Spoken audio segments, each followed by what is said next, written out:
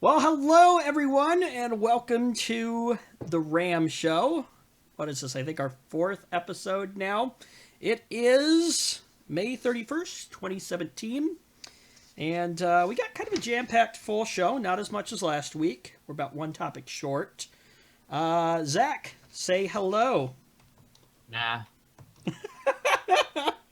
Well, I mean, I guess if you really don't want to say hello, you can be antisocial. you can't make me. It'll make this show hard to do this week, but anyway. So, what's been going on with you? Anything exciting? Nothing. Yeah, just general. Never anything exciting. And I like it that way. I thought you were gonna get a job this summer so that you could purchase a brand new graphics card. I am.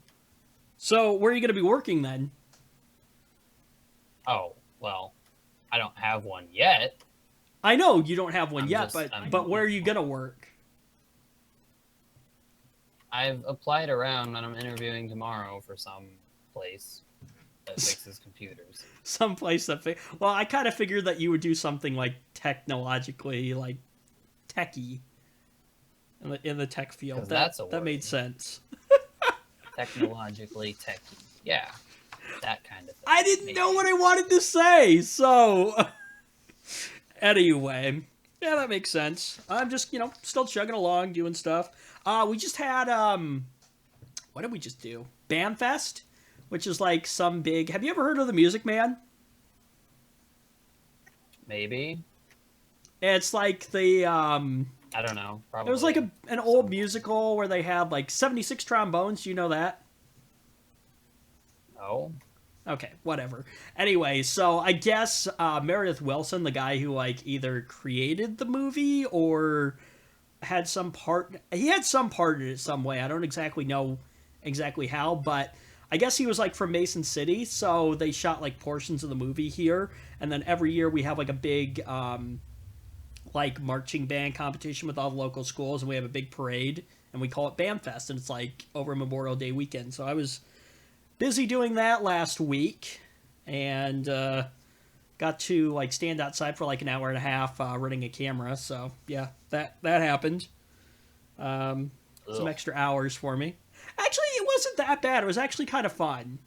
But I enjoy doing that kind of stuff. You, on the other hand, enjoy sitting in front of a computer and playing games all day. Standing outside running a camera for a few hours sounds like fun. Okay.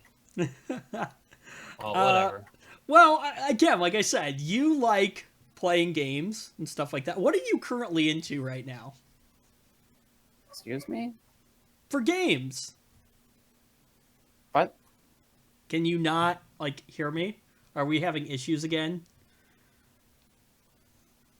Let me. We're not having the worst. We're not having the worst one this week. That was last week. Oh, great. Here we go again. No, I was asking you, what are you currently into for games and stuff like that? I'm still. Hold on. Please stand by as we experience some technical difficulties again this week. You know, this is so funny. For a tech channel, you'd think we'd have less technical issues, but I don't know. I guess this is just how things roll. I don't know if we have Zach or not. Maybe? Maybe not. Okay. Oh. I may have just lost Zach. Hello. Okay, there we go. We got you back. Okay. Can we get into this while it's still working? Well, hang on. Let me answer my question here. So I was asking you. So what are you currently into for games right now, Zach? Nothing?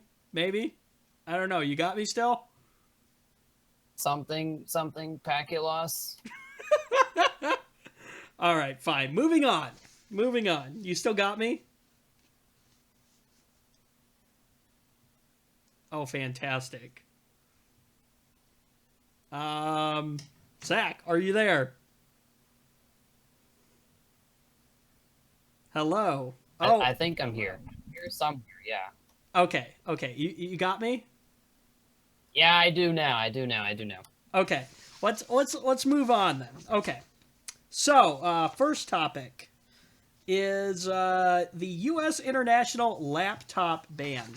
Now, I hate doing this. I hate bringing politics into the Ram show, but the Trump administration may expand a current laptop ban to cover all international flights to and from the U.S. And the head of the Homeland Security said that, or that's what the head of the Homeland Security said this week. Let's see. Secretary of State John Kelly said airlines face a sophisticated threat from terrorists seeking to bring down U.S.-bound flights. Now, okay, I'm going to probably get a little hot water for this. I can maybe see the Middle Eastern countries where we would be concerned about. Nothing against Middle Eastern people, but they don't necessarily have the best track record when it comes to not attacking the U.S. But I guess not blowing things up. But I guess I don't want to make anyone angry.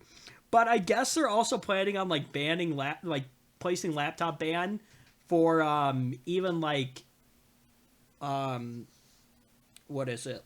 I was gonna say like just all international flights. Yeah, so like London, stuff like that. Like, I don't think London is planning on blowing us up anytime soon. Why can't they just scan stuff they're concerned about? They have those fancy multi-million-dollar scanner things just to sit there and do nothing? What? Apparently they're not that good. What? Yeah. So what makes a laptop so good at hiding things like bombs that they're so worried about it that they are wanting to ban it completely on carry-ons on international flights? I don't know. This says, though, the current electronics ban implemented in March applies to U.S.-bound flights from 8 majority Muslim countries, which, okay, that's a thing. The measure prohibits passengers from bringing any device, or devices, excuse me, that are larger than a smartphone as carry-on items. So, like, does a tablet count? Yeah, anything bigger than, like, your cell phone. Okay, well, I would be super mad about that because, you know, a laptop is like dragged onto a plane. So, yeah, that's like me too. It's like, you know, I would be pretty annoyed about that. What, you're just going to take it from me because it might have a bomb? Okay, great. Well, you can still take it with you. It just has to be in checked luggage. Yeah, but it has to be checked, and you can't use it on the plane. Like, really? So here's my thing with that, though. So if you're going to hide a bomb in it, and this is what I've always thought, too, like with any bomb threat, is if you're checking something, right? Like, remote detonators are a thing, aren't they? Huh? What I was saying was remote detonators, those are a thing, aren't they? Yeah, but they probably have more confidence in their scanners for the checked stuff. That could be. But at the same time, then why are they complaining about not being able to detect things hidden inside a laptop? If they obviously can, if they put it through checked baggage. You know, I'm wondering if it's just another way to cause more uproar in the political scene and just random stuff like that. I don't know.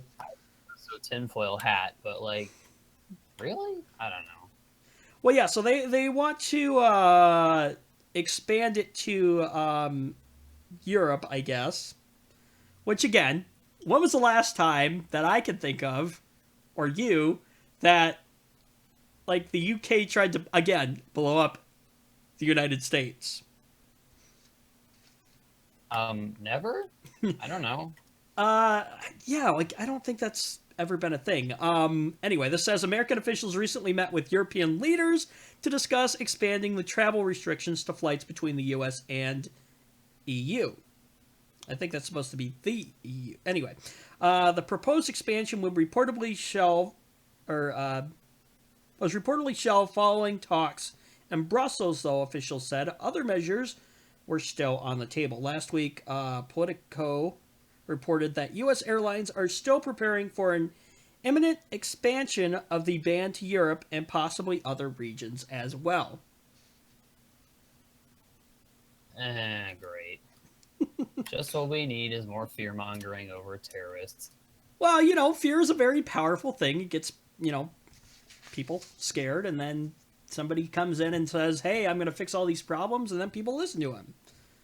And yeah, then that happens. has anyone ever thought of the fact that, like, if people are all scared of what the terrorists might do next, then the terrorists have won? Yeah, so I was looking at something. So we had a recent incident happen in Mason City. It was actually last night. I won't go into super detail, but anyway, I was looking at the news story. The suspect that they had has been apprehended now, but somebody was commenting on the post on Facebook that said, we can't live our lives in fear, and this has become such, I guess, a normal thing in our world now. Again, like, this whole thing is like, like you said, if we live in fear, are we letting the terrorists and the people who are causing these problems win? But anyway. Kind of, yeah. So the proposed expansion to Europe has drawn criticism from the International Air Transportation Association, which said last week that the measure, get this, would cost travelers an additional $1.1 billion a year. Wait, so they not only want people, or want to force people to put their electronics in checked baggage, but they also want to force them to pay for it? Well, I'm not quite sure. I think what this is saying is because this says that it has drawn criticism from the International Air Transportation Association. So I'm thinking that they're saying this is just a bad idea that we don't need to worry about, because they're saying it would cost travelers... How come they're saying it's going to cost people money? Like, how is that going to cost people money? Unless there's going to be, like, an accompanying rise in ticket prices for whatever reason. That might actually be. Unless they're speculating that. I don't know. I don't really know anything about air travel. I just think this seems weird. Like, so they're so worried about terrorists hiding bombs in larger than smartphone sized devices, but they're perfectly okay with putting them in checked baggage? Yeah, I'm not quite sure. I think the reason that it'll cost us as consumers more is because this says new technologies down the road are going to possibly be put into place. So I'm guessing that because of this new technology, obviously, upgrading stuff, got to pay for it, yada, yada, yada, so costing travelers more in the long run. And the reason they want to do this is to improve the screening of electronics. At least 4 companies that produce screening machines are working on more advanced scanners to detect explosives. If the scanners are put into use, the companies say passengers would be able to leave electronics and liquids in their bags during the screening process. See, yeah, that seems like a better solution. If they're so worried about that, then why don't they just build a better scanner? Yeah, it'll cost money. Who's going to pay for that? The taxpayers. Stuff like that. But yeah, you're right. I'm sure the companies who build the things are going to have a great time. Right? I've always wondered this. How do companies like that make a substantial amount of money through the year? I guess because think about it, something like that, once an airport owns something like that, they're not going to generally buy a ton more. They may buy Probably one for a large amount in the first place. Yeah, so is that what keeps the company financially stable? Is that they cost an arm and a leg to begin with, and then I've always, like I said, I don't know, always maybe wondered they have that. maintenance contracts or something silly like that. Oh yeah, that could be too. Yeah. No, it's just. I don't know. I would expect that probably most of their money is made when somebody buys the thing.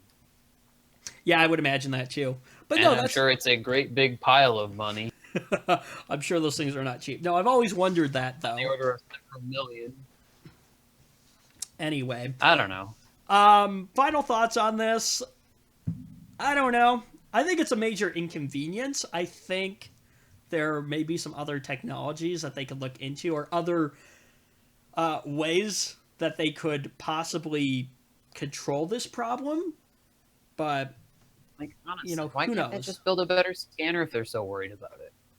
Well, again, I think that's the idea is that they're in talks with building better scanners, but of course that takes time Well, and I don't know. research and As technology someone and who rather enjoys using a laptop when I'm stuck on a plane, yeah, I hope they do that instead of just outright banning them and carry on. yeah, exactly. You know what's always annoyed me about planes though, and airports too. Um, I've a noticed lot of this. things, but I've noticed this. So sure, pick one. okay, so you take your laptop to the airport, right? I've noticed Yeah. this at airports. You either get places to plug your laptop in, like an abundance of them, but no free internet, or you get free internet and no places to plug your laptop in. Uh, Seems to me like they're trending away from the free internet because apparently people will pay for it. Right? And it's an arm and a leg too. I would Uh, never pay for that. when I went to Never. New Orleans, the we went to the Humphrey terminal at MSP, which is actually really nice. There's like nobody there when we got on our flight and stuff like that. Really nice accommodations, and they had a place for me to plug my laptop in and free Wi-Fi. Albeit it Wait, I was thought at throttled. Minneapolis it was paid. I think they have paid tiers. If you want higher Last time I was speeds, there, I couldn't get on it at all without paying. So maybe they changed I don't that. know. Maybe it's No, I been got more recent for you. Oh, it has definitely been more recent for you. Never mind. yeah, I got free internet. I think I was like limited to like 2 megs down or something like that. It was throttled like It's the awful. crap. Oh, disgusting. Yeah, it was throttled like the crap out of, but it was free. So I mean, I mean, the price is right, but it. Ugh, really? Like, well, man, people need to get companies got to get past this whole charging people from so many different angles just for internet access. yeah, exactly. I wonder how long it's going to be before companies just finally say, "Oh, what the heck," you know? I'm sure it will happen someday, but hope it doesn't take us too long to get there. And Yeah, it probably will. It'll take us forever to get there. I mean, I'm sure our co-op charges us quite a bit. I think our monthly bill is like somewhere in like the $90 range. Then again, we also have so we have internet, we have TV, and we True, but have TV sucks. yeah. I don't really watch TV all that often, but we have internet, TV, and we still have a landline. Believe it or not. Well, I don't watch TV either because it sucks. But yeah, So we have the whole bundle package. It is it's a co-op, and we live in a town where, shall we say, more upper class people live, I guess. the So options are better. that and things cost more because they think people have more money, which could be a Yeah, thing. so they pulled a Comcast. Yeah, except for my base package is what, like 50 down, 20 up, or something like that. So Well, I'm theoretically supposed to pull 50 down. And the last time I checked, I was lucky to get 20. And you know what? When I checked at that point, I was so relieved to see that number. It's not even funny because previously I'd have been only pulling less than what? You cut out on me. 10 Less than 10. I see. because the interference on the wireless is so strong and there's almost no possibility of ever wiring Ethernet. You know what I did the other day? So I was at a local retail store, and I found. Now you're gonna keep in mind though that my network does not support gigabit Ethernet or internet yet, and it's a guest network. But I picked up a secondary router, and am using that as my guest network now. I'm actually using a secondary router right now because I would love to have 5 gigahertz access on the main one. But of course, the main one is provided by none other than your friends at Mediacom, and theirs is a piece of trash that doesn't give you a choice. Let me ask you that: does Mediacom allow you to use like your own devices, or do they just bring one in and say, Aside, "Here, you're going to oh, use this"? aside from the modem, you can use whatever you want. Well, the router is kind of built into the modem, so to Oh, is speak. it one of those where it's like a It's one router of those modem? piles of crap, yeah. But I Yeah. just plugged another router Let's just in jam more because into a home router. oh, it'd be fine if it was actually good at its job, but no, it's absolutely terrible at its job. Yeah. The only thing that my telephone company has provided to me, besides like the fiber stuff, because we have like a fiber, we have like a battery backup system for the fiber. I don't know what that's for, or why it's even needed. But we have that. That's the thing. And then the only other thing that they provided for us are switches, because it comes directly in from outside through a Cat 5e cable, goes to the switch, and then from a switch to my router. Well, we have this wonderful thing called cable. So, that thing downstairs that I dare call a router is also hooked up to the TV and all that crap. Somehow, Well, I don't know. It has some link to that.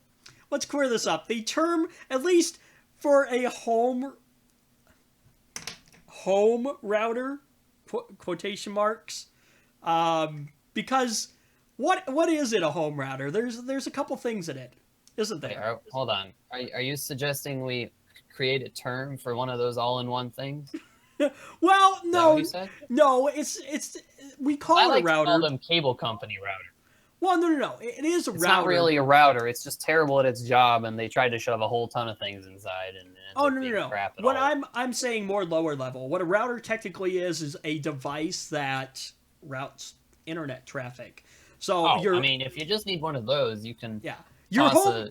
Well, no, but what I'm getting multi-port NIC into a cheap toaster and run a PF router Sense. off of that. Yeah, PF Sense is a thing. No, what I'm getting at is that like your home router technically is like three things combined into one thing. Oh, It's yeah, a router, that. it's a switch, and it's an access point. Yep. So, you know what really interests me, and I would love to get my hands on some to play with, but they're expensive. I would love to do like a Ubiquiti setup. Where have I heard that before? What is that? Ubiquiti is like the prosumer version of like network equipment. You probably heard it on like any tech channel, Linus Tech Tips, stuff like that. Yeah, that sounds familiar. But I've it's heard that supposed to be before. I've really. never actually looked into it or cared about it too much, but yeah. So what's cool about it is like That's they the offer like nowadays they offer gigabit stuff, but so this is how it works. So you have you actually have, I can't remember exactly what they call it, but there's a box that actually is just a router. That's all it is. It's not an access point. It's not a switch. It's just a router. And so you connect all your stuff into that, and then you have a switch that also offers PoE, power over Ethernet.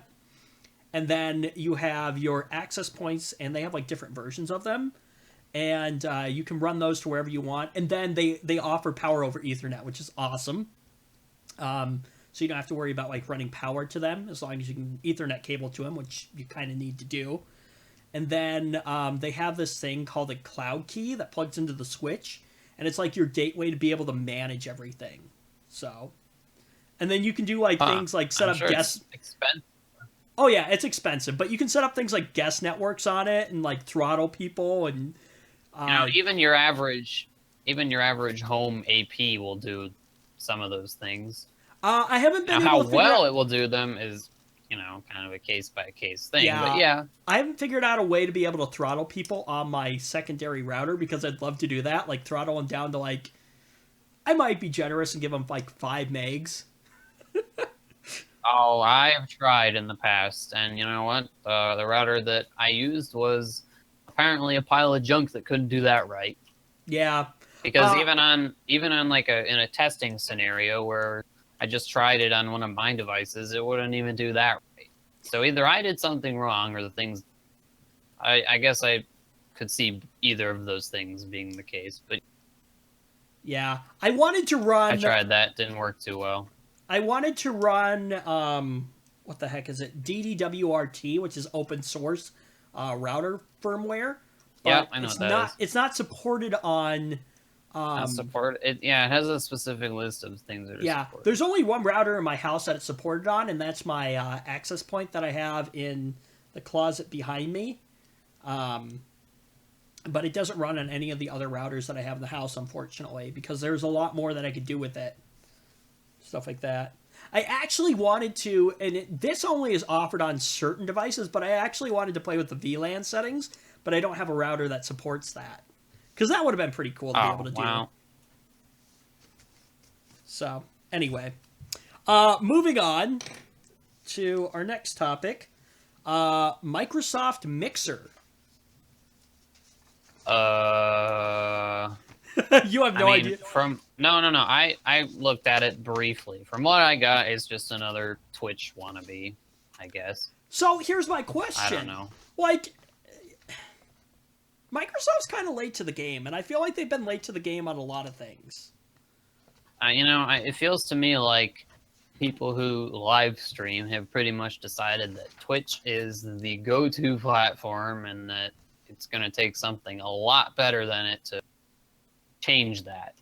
Yeah, so you've got Twitch, which is out there, and then they've also talked about, because YouTube has like their YouTube gaming thing too. I find Twitch like crap because it loves to buffer. It loves to just absolutely crap on frame rates if you're running it in the background. Oh, so I don't use it.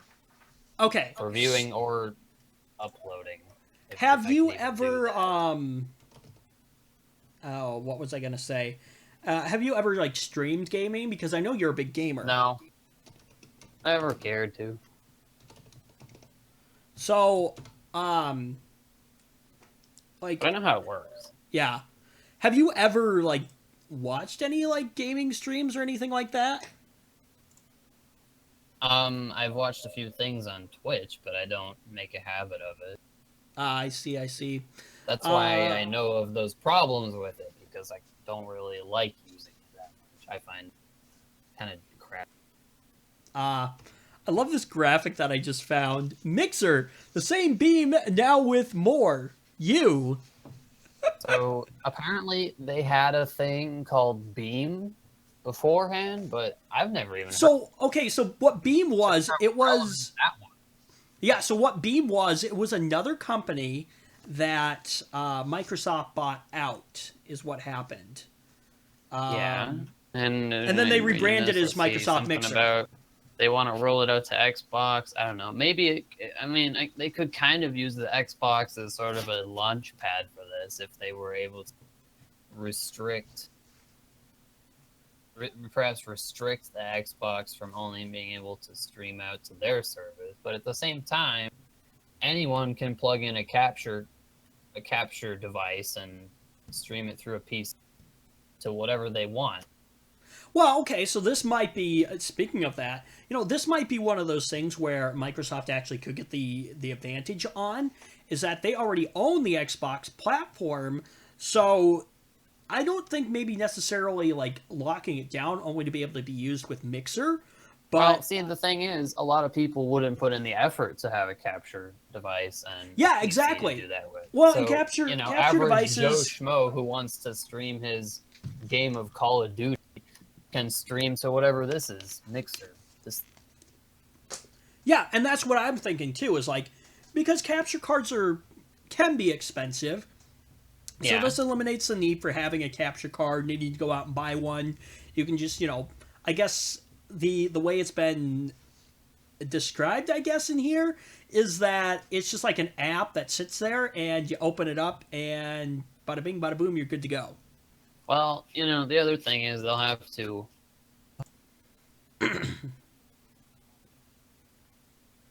streaming through this won't completely ruin the already poor performance of the console. Yeah, exactly. I just realized, did those move on me? I just hit the wrong button there for a second. Okay. Don't tell me it hasn't even been live the whole time. No, we've been live. Okay.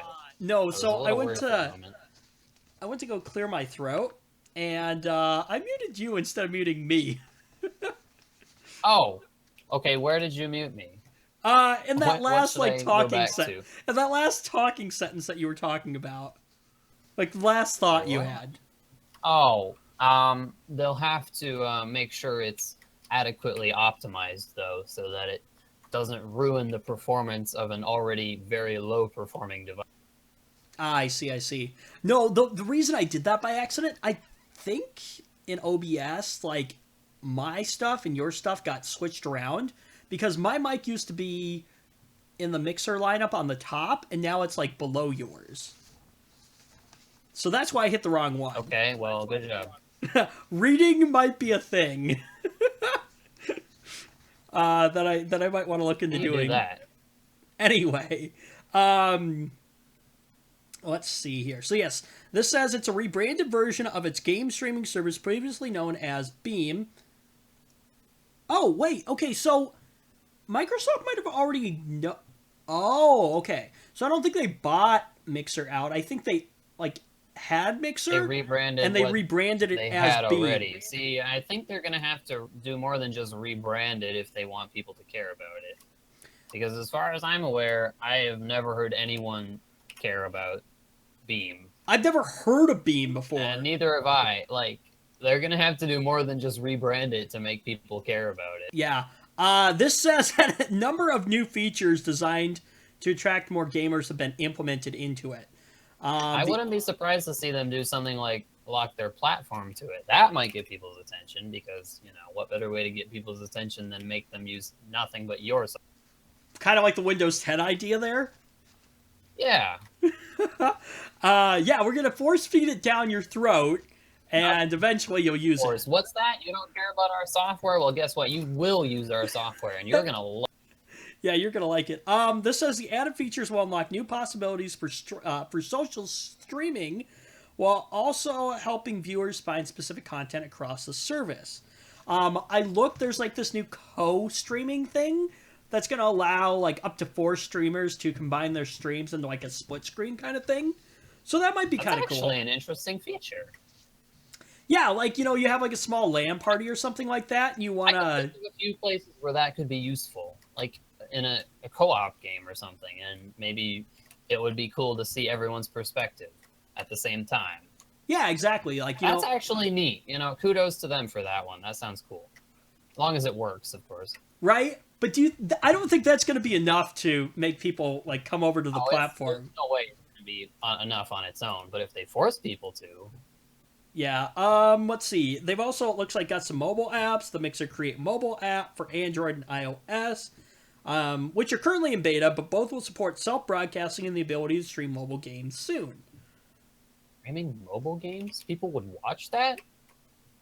I'm sure people would watch just about anything. That sounds like the lamest thing to watch. I mean, yeah, you could probably go on Twitch and find a stream of some dude doing anything, probably. So, mobile gaming. Good one. Good joke. Because you're not... I doubt you're getting 60 FPS there. Well, again, like, what are you even gonna stream? Like, what? I don't know. I haven't really heard of, like... Oh, I know, Angry Birds or something like that. What would be an attractive mobile game that people would want to watch someone else play? I don't know. What was that other game that... Oftentimes they can just go play it themselves instead of watching someone else play. Well, you know, but here's the thing. Some people like watching people play games. Some people like playing. I mean, I guess, yeah, sure. You know, I won't judge.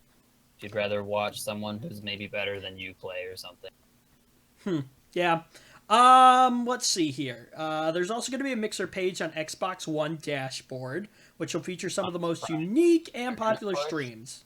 They're going to push their service on their platform. Yep, that's not surprising. Well, they say it's going to further showcase the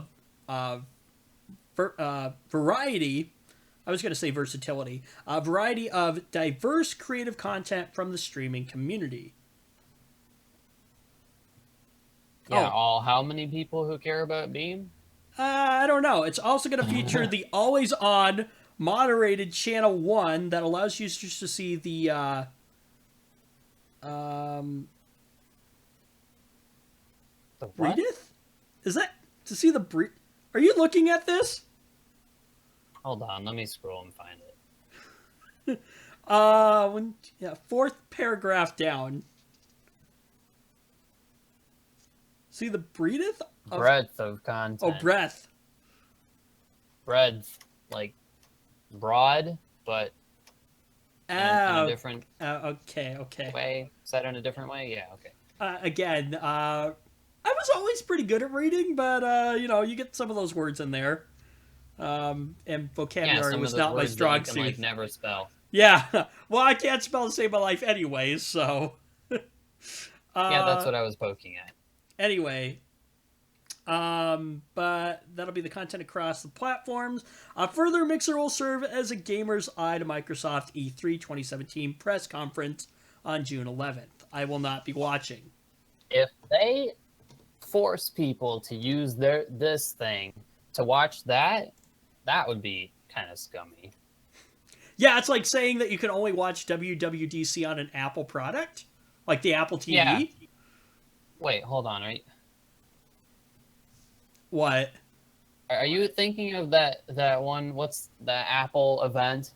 Yeah, the Worldwide Developer where Conference. It only worked in Edge or something like that. Wait, what? There was some Apple conference a while ago that only worked in Edge for whatever reason. Why would it only work in Edge? The keynote. Wouldn't it make sense that it would only work in Safari? But does that even exist on Windows? I don't know. For whatever reason, you can download Safari. It only worked in Edge. I opened up Edge and I listened in for a while and got bored because all they wanted to talk about was their stupid new iPhone. But whatever. Speaking of which, WWDC is coming up. But yeah, I think platform blocking, things like that. Why? So to be honest, anybody who would try to platform lock something that I wanted to watch could only be seen in a negative fashion by me. Yeah. So WWDC. Now I'm gonna remember that platform as that one program I was forced to use to watch or do whatever it was that I wanted, and I didn't want to, and that's not a good thing. If you want me to use your program, make it good. Right. But whatever. WWDC, by the way, Zach, will be starting on June 5th. Now you don't like Apple, so you won't be probably paying attention, but I will be. I mean, it's not just Apple, though, so I don't know. It might be worth paying attention to. Besides, Apple's always fun to point and laugh at if they do something stupid, so... We actually have something about Apple later on. We'll get to it. Lovely. Possibly a new product, which may be unveiling at WWDC. We'll see. I don't know. Anyway, back to Mixer real quick. I think... because I don't want to spend too much time on this, but I think if this is going to work out for Microsoft, they're really going to have to find something different about the platform that is going to make gamers and streamers want to move over to it. Like, they're going to have to do something different than just shove it down people's throats using the Xbox as a tool to do that, because when has that ever gone well? Yeah, or, just rebranding it. And they're also going to have to do more than just rebrand it, obviously, because, when did anyone ever care about Beam? I mean, I'd never even heard of it before this. Yeah, I'm not, a big streamer or a gamer. I mean, we stream here on YouTube, obviously, the Ram Show, but... I don't really... I've heard of Twitch, I've heard of YouTube or gaming. Viewing of people streaming, but, I've never even heard of it. Come on. Really? I know a few streaming platforms, even if I don't use them. Yeah, like I said, that's me too. Never heard of it. Yeah. Twitch, knew about it. YouTube Gaming, knew about it. Beam, the heck is that? Never heard of it. Yeah, I literally didn't know about it until I looked it up this week. This is Microsoft's chance to make people care about it, so they better not botch it if they want people to, care. Yeah, exactly. Okay. In the rundown, I named this NSA spying, and I think this will get Zach's buttons going here. Yeah, I'm sure. I mean, when is the NSA not doing something stupid? Well, okay, so... it's every week, it's like, oh, what did the NSA do this week? You already don't like companies spying on you. Microsoft. Yeah. So... Google. Sorry, yeah. just had to clear my throat there. Well, we know that Google has been spying on us for years, and I've said this before, is that We're just used to it by now. yeah, we're used to it, but you also have like, your operating system as a lower level to prevent Yeah, I certain remember you portions of talked it. about this before, and it makes sense. Yeah. Again, unlike, your operating system doing it where it's, there's nothing below it. There's Anyway, not really much you can do other than install a different operating system. yeah, Linux, which we talked about for Yeah, you Theron can install OS that. last week, which but I don't think I'll be switching over to Linux anytime soon. Nah, I'm too lazy to do that, let's be honest. I Right? like my things that I have that work here on Windows, and I'm too lazy to change that. Same here. Honestly, like, whatever. So what if Microsoft can see that I'm sitting here playing video games? Oh, okay. Congrats, Microsoft. You're sure going to advertise to me super well with that information, through my ad blockers galore. Yep. Right. Silicon Valley giants are tired of U.S. spies standing on their shoulders to see further. So, in a letter dated Friday and signed by 31 tech companies, including, get this, Google, Amazon, Facebook, and this is the one that's kind of comical, Microsoft. See, I think I get it. They only have a problem with it since it doesn't benefit them. That could be. When Anyway, they're the ones doing the quote-unquote spying yeah. and selling off the data, then sure, they're happy with it. Lovely. Let's keep going. We need to do even more spying. Roll it out to previous versions of Windows. Come on. Gotta get that data. Yeah, exactly. Anyway, so the firms are asking Congress to make reforms to Section 702 of the Foreign Intelligence Surveillance Act. That's the section that allows the National Security Agency, or the NSA, to gather web data of citizens outside the U.S., and in some cases, against Americans. I mean, they're probably already gathering data on Americans anyway. Well, so I guess according to the NSA, it happened accidentally? Yeah, in giant air quotes, sure. I actually did do the air quote. But Like, okay. I mean, how can you blame them? They never get in trouble. Like, oh yeah, all well they it's get is like a it's the slap on government. the wrist anytime they do anything I don't think that it's is even a seen slap as on the wrong, wrist and because the only reason they get anything is because someone who is not inside the government calls them out for it. Snowden was actually the whistleblower on this. Yeah, he called them out publicly, and then the government had to kind of give them a slap on the wrist, while on the down low they're like, do it more quietly next Yeah, time. do it more quietly.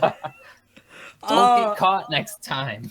So apparently there's a PDF. It's almost funny at this point. What are they going to do next? I don't know. I don't know. Whatever. Let me grab this PDF here real quick. I didn't read the PDF. To be honest, TLDR. Yeah. I didn't grab it either. Hang on. Oh, it's only 3 pages, but That's actually no. I think 2 of the pages. Yeah, 2 of the pages are the names of the companies that agreed this was a good idea. Oh yeah. Okay. Yeah. So, okay, TLDR, stop spying because it hurts us, and that's probably the biggest reason for it. But I guess if they stop spying, it also helps everyone else too. So. How do you say his name? Is it Goodlate or like I want to say Goodlet? Goodlet or like Good Latte? Goodlet. I'm gonna go with Goodlet. I don't. That's coffee, isn't it? Yeah, I don't think yeah. that's his name. We'll call him Chairman G. How's that sound? Yeah, Chairman G. As U.S.-based companies that provide consumers and business technology products and services around the world through the use of electronic data, we were pleased to see that you included in your innovation and competitiveness agenda for the 115th Congress a reference to reforming Section 702 of the FISA Amendments Act of 2008. We are writing to express our support for reforms to Section 702 that would maintain inutility to the U.S. intelligence community while increasing the program's privacy protections and transparency. Whatever the heck that all means. Legal jargon. Well, okay, I guess it's not a ton of legal. Maybe it is. Anyway. I mean, either way, do you think that some of the big names agreeing on this could really have much of an effect? I don't know. Maybe. It's probably unlikely that it will have much of an effect. I don't know, though. Think about this. I feel like the only way that anyone is ever going to curb the spying is by making sure they feel the burn as a result of it. You know, it's sad to say, though, but I think that some of these bigger companies might have more pull than, say, like an average, like, citizen because of their reputation, you know, how big they are. Well, I mean, one can hope. Yeah, I hope. Please, prove me wrong, but I'm a little cautiously optimistic, I guess you could call it. I don't know. That's a nice step in the right direction. So I guess that the section of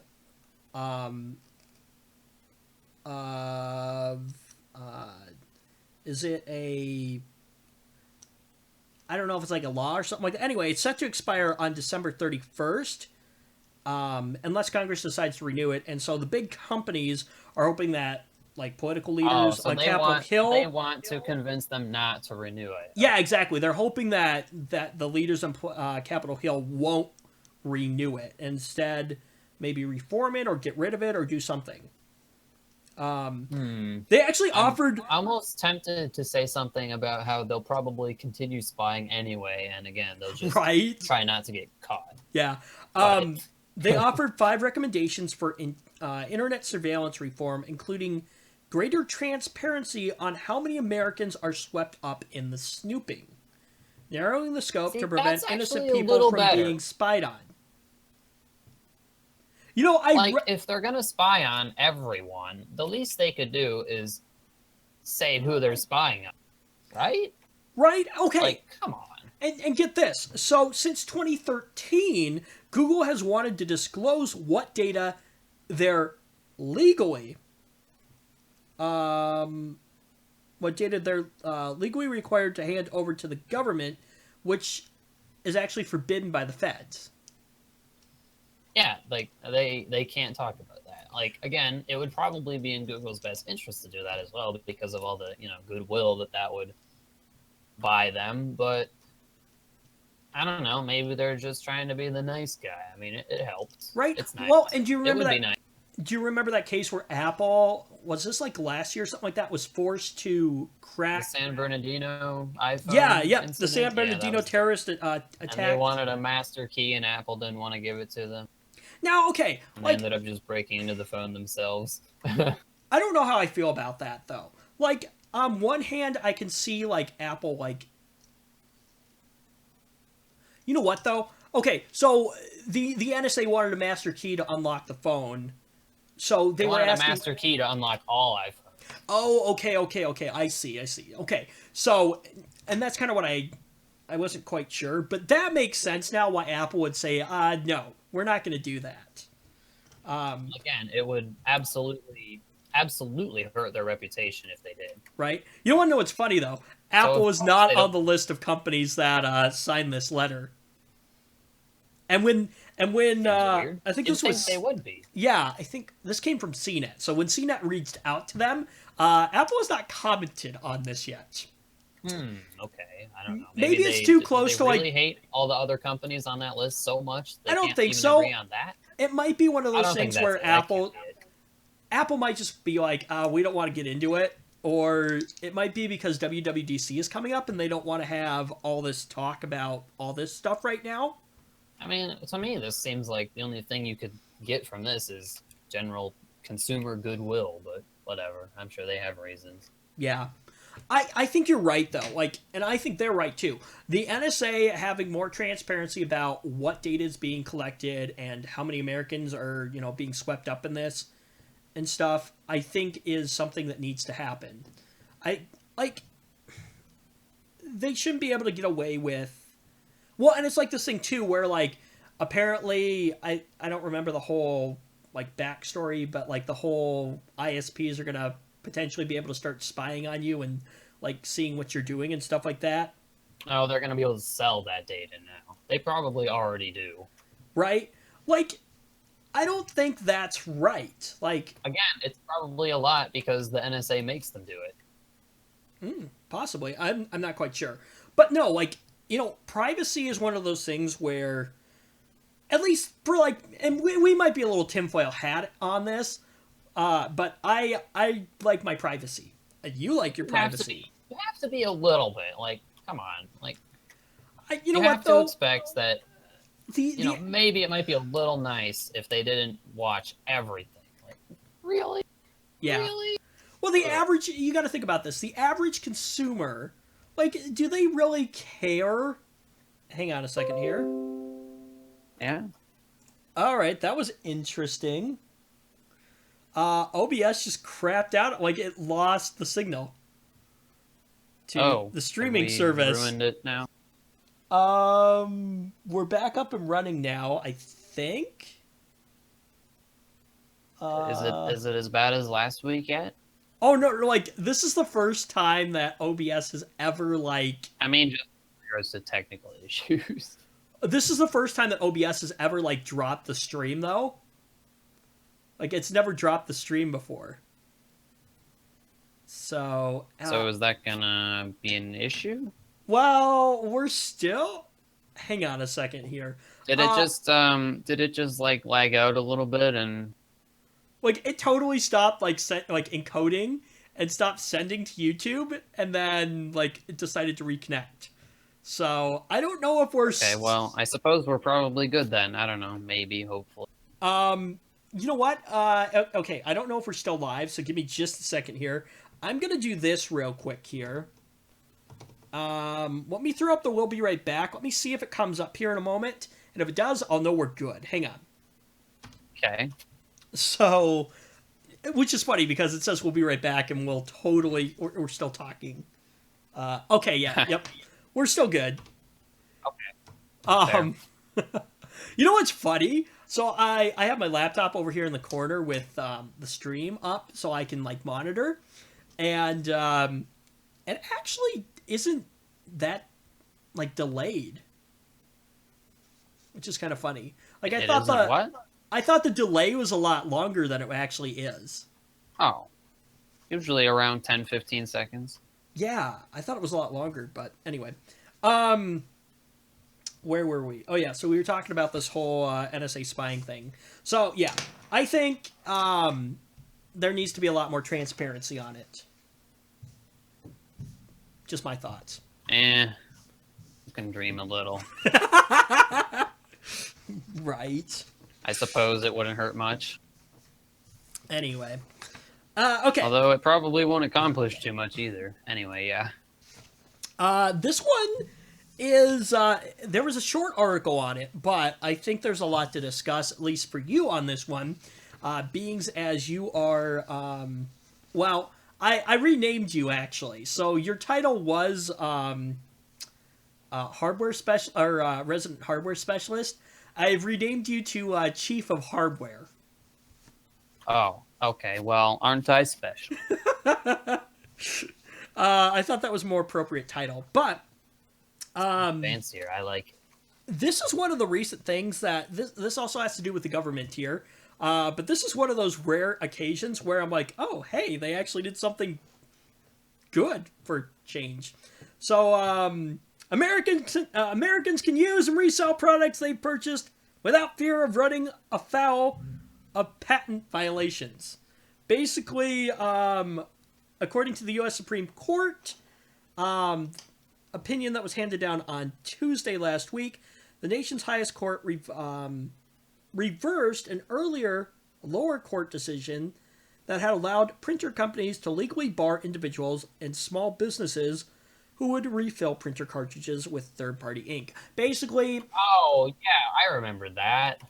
Yeah. They were basically abusing patents and stuff like that to prevent people from doing what they wanted with a thing that they paid for. and own. Well, and I guess it's not just like printer refill stuff too. It's now like you can actually modify your hardware that you paid for without having to worry about like these companies coming after you. I mean, I doubt they'd come after one random Joe Schmo who modified his printer a little bit, but like, so just the fact that they could have is a little like what? A little eye-opening. Why? it's a major blow to one company in particular. Really? And any guesses for the printer refill cartridges stuff? I want to say Lexmark is the one who was doing this the most. Is that right? Yep. Or HP, Lexmark. maybe? I don't know. Lexmark. Oh, well, great. We owned Good the for Lexmark them. printer for a while, and then it developed this odd problem where like the cartridge arm would just like slam over to the side, and that's all it would do. And it was like a I violent love slam. seeing big stupid companies doing stupid stuff and getting burned in court for it. So yeah, good. You know what? I haven't heard a lot about Lexmark like recently. This was the only thing I've heard about them recently was them doing this stupid crap. So I remember when I don't remember how old I was. I know I was in elementary school though. And this is when I still lived in the Twin Cities. So my next door neighbor, we made a mess, but I think there was like one of those things where you had the potential to make like a huge mess. But anyways, so yeah, that was a thing back then. So what does this mean though? Like, because I think HP, as far as I know, they have like microchips in their cartridges, so that like if you buy like a third party cartridge, like it won't work in the printer. Again, they're just trying to milk people for more money after the sale. So how does that work now though? Like, because now the Supreme Court says you basically can't do that. So like, do they send a firmware update down or something like that? Like, how does that all work? I'm sure if they're forced to do that, they will take their sweet time with it. Right? As long as much time as the government will give them. You know, as a tech guy once, like a tech repair guy, when I was younger in like middle school, we had a guy that I think he was like he drove for like FedEx, but then he did like computer repair on the side. He told me something about HP, and he's like, with HP products, it's basically you get them out of the box, you turn them on, and then you wait. Wait for what? You just wait, like, because they take forever to like load up and stuff like that. So when you were saying they're going to take their sweet time, yeah, I can see HP doing that. Oh, yeah, I'm sure they'll take their time because every day they take longer is more money they're making off of people who can't wait. Yeah. So this decision reinforces the freedom of device owners and fends off monopolistic threats of patent rights, and eliminating fear, essential competition and markets for repair and third-party innovation. I don't get that patent thing and how that ties in with modifying a device. Like Yeah. what? So what if you own the rights to make this product? I bought it and I can't do what I want with it? What? Yeah, exactly. How does that work? Right? It's like somebody who modifies their device that they're not trying to sell it to someone else under the same name or brand name or anything weird like that. I mean, I was watching something. Yeah, I can see it. Like if you're, I can see it if you. Well, okay. What are your thoughts on this? And I'm going to take the side of Apple on this, just because. But there was Hackintoshes are a thing, right? So actually building a Hackintosh, while technically, actually building the computer itself, there's no problem there. It's the using the Apple operating system on the device. If you use their software, that's where it's legal. Yeah, that's where you get into legality in giant issues. Air quotes. Yeah, that's where you get into legality issues. It's not really a big deal. Like you're not going to have Apple knocking on your door if you build a Hackintosh, but yeah, more than likely not. If you're an individual, technically, you're violating the terms of service that everyone reads fully and cares wholly about. Now, there was a company, however, that one. that was making Hackintoshes and selling them. So at that point, see, that's a good way to get Apple's attention in a yeah, bad way.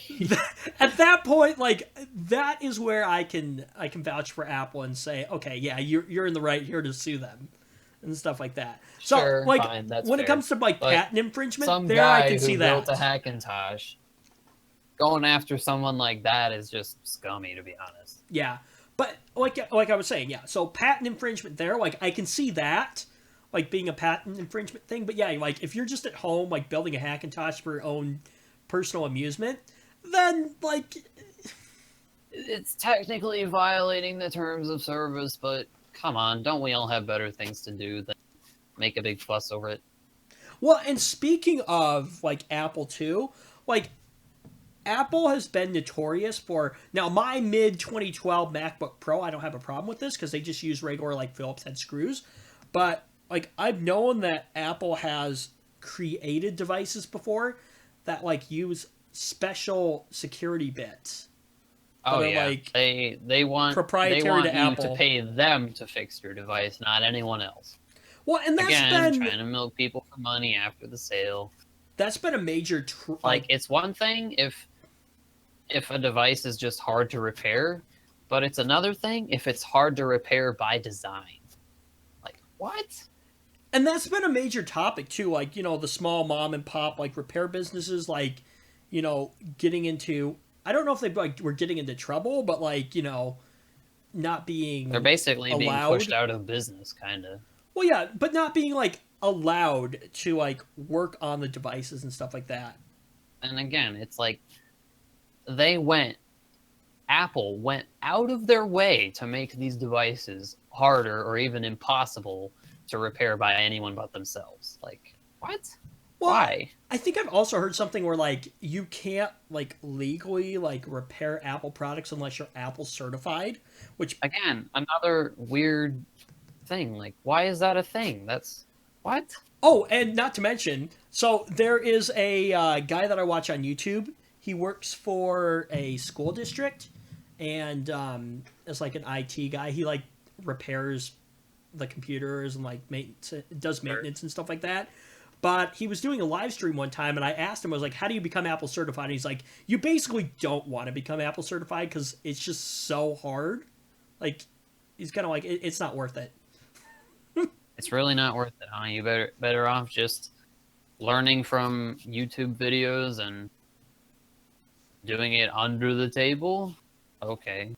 That's Maybe. a real nice precedent to set there, Apple. The only thing that I can see that would be nice about being Apple certified is that you can get parts at cost.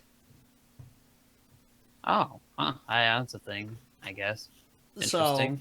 So, yeah, because everyone knows that Apple tax. The Apple tax, of course. Hey, speaking of Hackintoshes, I would totally love to build one at one point or at some point. Yeah. Well, considering the fact that we use Final Cut Pro to edit videos, but I'd much rather work on a PC than I did it in a VM once. It wasn't that hard. You ran a VM on a Apple VM on a Windows-based machine? Huh? So you ran an Apple VM on a Windows-based machine? Yeah. Interesting. Yeah. You know what I've heard, though, about Hackintoshes, though? Like, some of the support for some of the stuff isn't there. I didn't mess around with it too much, but, I mean, I guess things seem to work? I don't know. Yeah, I don't know. I think it'd be a fun project. It's possible that there are some things that probably wouldn't work. Yeah, like iMessage doesn't Anything work. that has to connect to Apple probably won't work. Yeah, no more Apple Store. Oh well. No, I think this is an interesting. I think this ruling opens the door for a lot of people to make modifications to stuff, and like again, the small mom and pop companies and things like that for repairing stuff. So I hope this gets applied to Apple as well, because Apple, like, basically going out of their way to make it difficult for anyone but themselves to repair their products? Really? And in fact, even, again, trying to abuse that patent stuff to make it a legal thing? Like, what? Come on. Yeah. So, I don't know. It'll be interesting to see what happens over time, I guess. So. Yeah, I hope it eventually gets applied to them. Well, I think it was for all like big tech giant companies. Well, I guess the case referenced here is the printer cartridges, but Yeah, I think that's been like one of the major things that people have like known for years. So, anyway, moving on to our next topic here. Because I had to throw an Apple story in here. Because I just know how much Zach loves Apple. a Siri speaker. Yes, a Siri speaker. Which, Again, why does the world need this? What is this gonna do for you? well, okay, so you know you've got Cortana. No. You don't have Cortana. Excuse me. You have Alexa, Amazon Alexa, and you have the Google Assistant. I'm sure it won't be long until you'll have Cortana in a similar form factor to this. You know what though? Here's the thing: if Apple gets their stuff together, and this is one of the things, they could possibly be revealing this when they do WWDC. So maybe an Apple speaker's on the way, and if they do, guess who again is late to the party? Microsoft, as always. Exactly. So, well, think about it. Quite surprised. It doesn't seem like it'd be a terribly difficult thing to do. They already have the software, the code, which is probably the most difficult thing to do. All they have to do is build a little gadget to put it in, and then stock the shelves with. Right. How much data do you think Cortana will collect on you? All of it. All of it. Well, I'm pretty sure that all these companies collect data on you as well whenever you use them, but whatever. You'll have this thing in the room, right? And you'll say something, I don't know, maybe you'll complain about Comcast, because when is Comcast not doing something stupid? And suddenly next time you use your computer, all the ads are going to be for internet services. Right. Actually, ISPs, TV packages, crap like that, you know? I should keep an eye on that and see if that happens when I use my Google Assistant. And then talk about something that you need to buy, and then see if Google starts advertising that stuff too. That would be... I should check into that and see. That'd be interesting. No, I really need a new car. Suddenly all you get is car dealership ads. I don't know. Right. So, I just spent money on my vehicle today. I dropped like $500 on something called a hanger bearing, whatever the heck that is. Not a car person. So something broke? No, it wasn't broken, but it was getting to the point where it was like becoming a safety hazard. Nice. So. Cars suck. What's new? So you never intend to own a car then, Zach? I will own one out of obligation, not out of a desire to own one. Well, you live up there in the cities. If you stay up there, you've got pretty good, public transportation. So. I might even have one at the end of the summer. Who knows? Probably not. Probably next summer, I think. We'll see. Hopefully by the end of next summer, I'll have a nice new PC. You mean the beginning of next summer, in fact? Yeah, I think... So I'm still paying off my vehicle. I've got like 10 months left or something like that. Yeah. Getting excited. Looking at next spring. Yeah, maybe. By the way, when we do that, build log totally to come on our channel. So what? Well, of course we're gonna make a video on this. Oh, okay. Yeah, that'll be a thing. We'll Soon see. TM. We'll see. We'll see how bad I screw it up. I'm just kidding. I think the portion that I'm gonna have trouble on when it comes to building a computer is not gonna be putting the motherboard in, not gonna be putting RAM in, stuff like that. It's going to be hooking up all the power cables and cables to the correct spots. Cable management sucks. It's not fun. Oh yeah. Well, and you know what the new thing in 2017 is or recently has been the clear panels too, like the glass panels and machines. Because if you think about it, like way back when nobody could see inside of your machine. It was the coolest thing ever to take the cover off. Well, yeah, but now it's becoming kind of normalized, almost like. Well, what I was going to took say the was cover off of the thing that I could already see inside. What I was going to say is the cable management portion of it wasn't as big of a deal because nobody would see the inside of your case. Now, with, these glass panels, kind of a thing, yeah. Yeah, now with these like glass panels and stuff like that, now everyone sees inside of your PC. So it's like, crap, I got to do a really. I actually have to do something with these wires, right?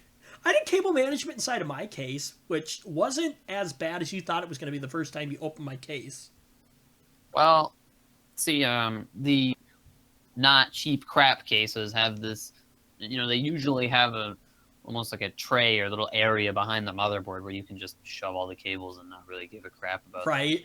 That's what I did. If you looked at the back if you were to take off the other side of my case, you would just see a mess of cables. Yeah. If you looked at the back of my desk.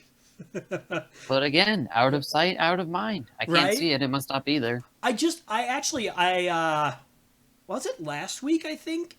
I fixed the cable management on my desk, actually. So I never had, when I first had my dual monitor set up, I had the bases on the monitors.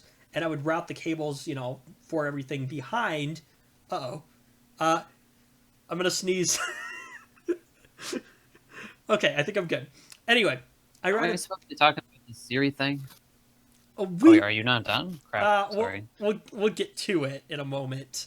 Remember, you were done. Remember, Random Access Memory Show. That's why I named it the RAM Show. I know. Don't worry. We spent how many minutes earlier talking about Comcast? ISPs being stupid. Right? Comcast is the first thing that comes to mind when I think of that. But yeah. So anyway, back to cable management real quick. So, what I did was, I ran the cables down and everything, and it worked out just fine. Couldn't see the cables.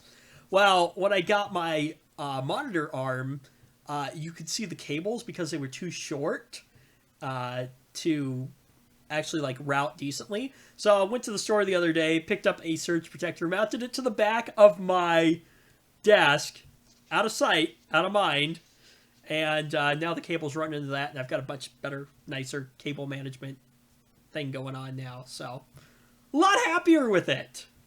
Yeah, I don't think you'd like mine. I should send you a picture of mine. It's pretty bad. Oh, I'll probably start cringing. I have major OCDs, so yeah.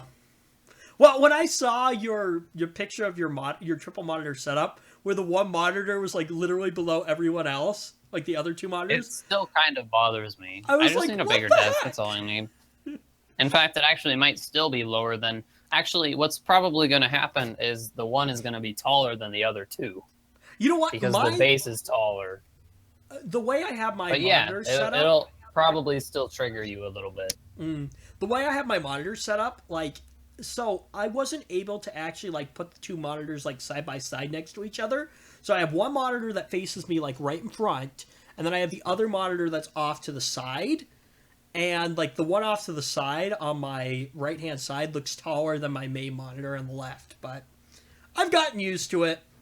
So anyway, I've never been able to with a dual monitor setup. I've never understood the people who put their monitors next to each other and then put the keyboard in the middle. So they've got this the bezels I've done right that. in the middle. Actually, I was fine with that. It worked fine. That would bug the heck out of me.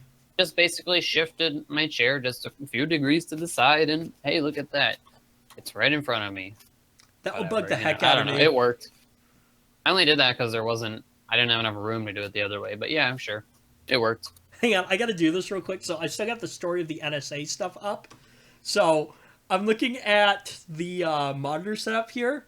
So they've got like one of those like little like I think like the 15-inch like Dell monitors like in the middle, and then they've got like this odd like off-brand monitor that's like literally like a couple, not even a couple inches. It's like a Oh good yeah, it's I see that. Yeah.